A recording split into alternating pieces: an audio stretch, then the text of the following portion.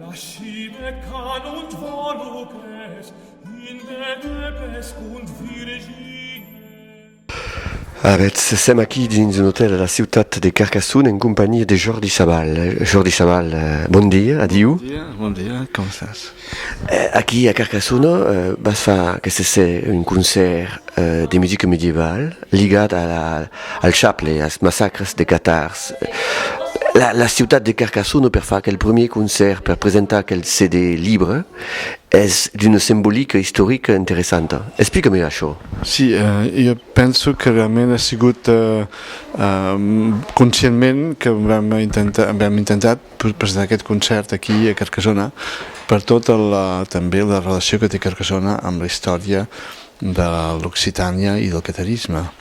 Carcassonne va ser, després de Béziers, la primera ciutat que va ser l'objectiu dels croats i per sort hi va haver unes negociacions i es va arribar a un acord i la ciutat no va ser destruïda. Tota aquesta història és una història molt complexa, molt pedagògica també, perquè ens ensenya tantes coses del nostre passat. Ens ensenya doncs, que l'home repeteix sempre els mateixos errors, que sempre tenim una capacitat d'amnèsia impressionant i que és molt important que recordem la història i que la recordem no solament d'una manera intel·lectual i freda, sinó també amb l'emoció de la bellesa de la poesia i de la música. Explica, perquè això és una obra enorme, és un treball de recerca. Explica't un treball de recerca per obtenir aquell document aquí. Bé, la complexitat de la història ja del catarisme, de la història occitana és fabulosa, i llavors poder resumir en un llibre, amb uns quants articles essencials i amb unes 4 hores de música aquest període tan important de la història occidental, que són pràcticament 5 segles d'història, és un tour de force, com es diu, no? Perquè, clar, doncs, hi ha tantes coses que no acabaries mai.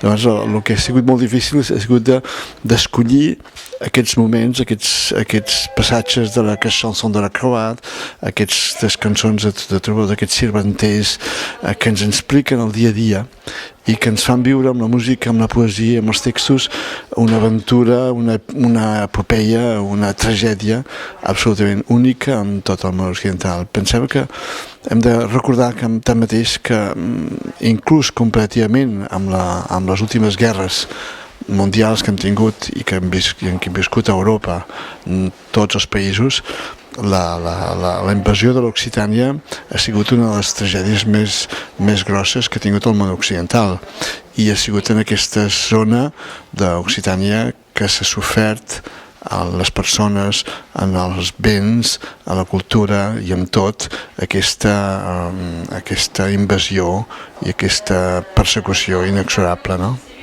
Aquí la presento en Carcassonne, un període on se parla d'intégrisme musulman, i el període de 500 anys que hem de parlar és un intégrisme catòlic de Roma, que ajuda al massacre, als xaples que hi ha hagut en Occitània.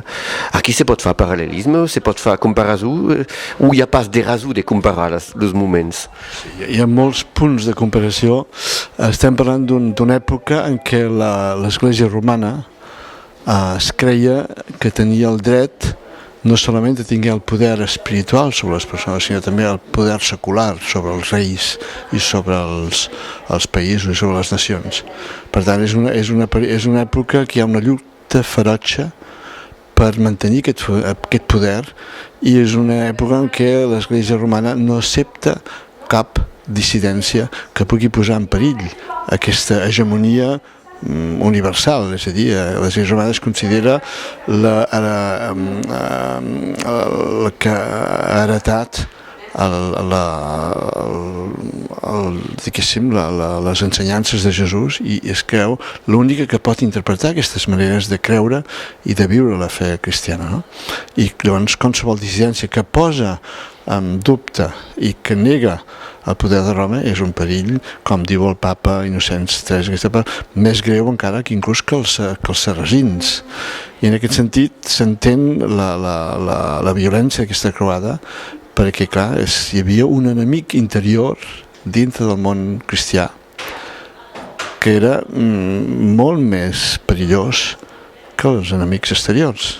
I era un enemic que demandava de llegir directament, sense intermediar, la Bíblia dins la llengua del país. És un enemic perillosíssim perquè entrava directament en contacte amb el poble, era una creença molt pròxima a la gent, perquè era una creença que treballava el contacte personal de casa a casa, de poble en poble, i sobretot que reivindicaven també això que dius, de poder interpretar i llegir la Bíblia en la llengua vernàcula, la llengua de tothom. Per tant, aquí no hi havia una imposició d'una manera d'interpretar, sinó que cadascú llegia la Bíblia i l'interpretava a la seva manera. Això lligat a un fet també molt important, i és que en aquesta època tots els cavallers que havien anat a conquistar Jerusalem, després de les últimes derrotes, s'havien quedat sense feina.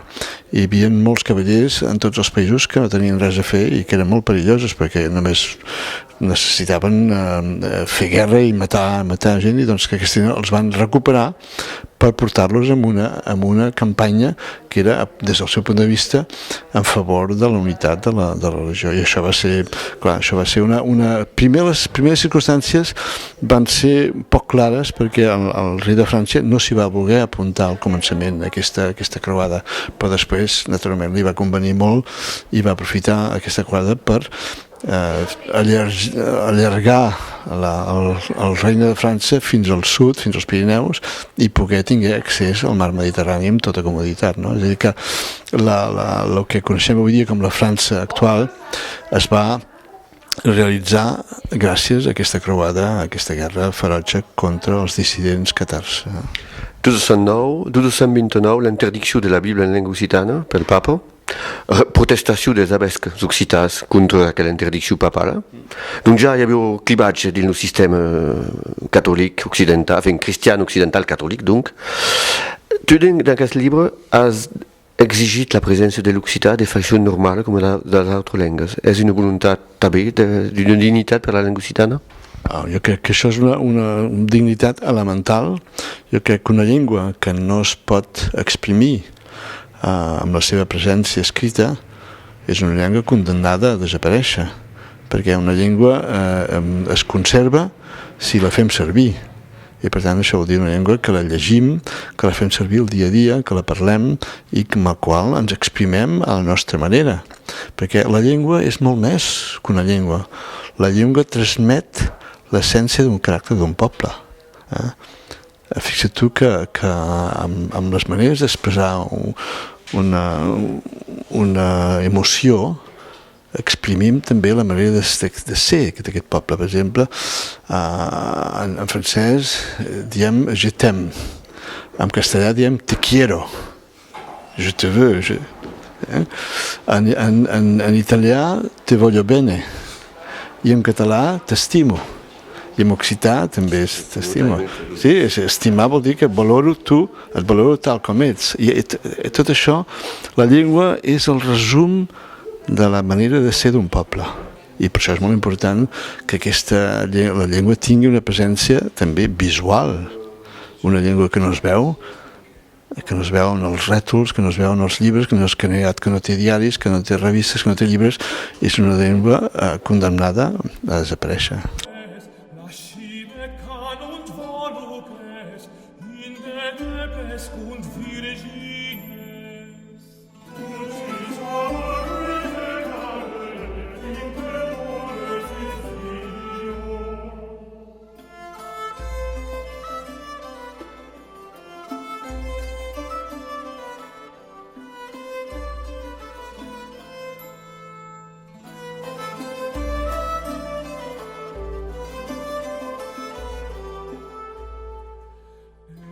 Florescunt gravida, et virgines tant ac nida, sub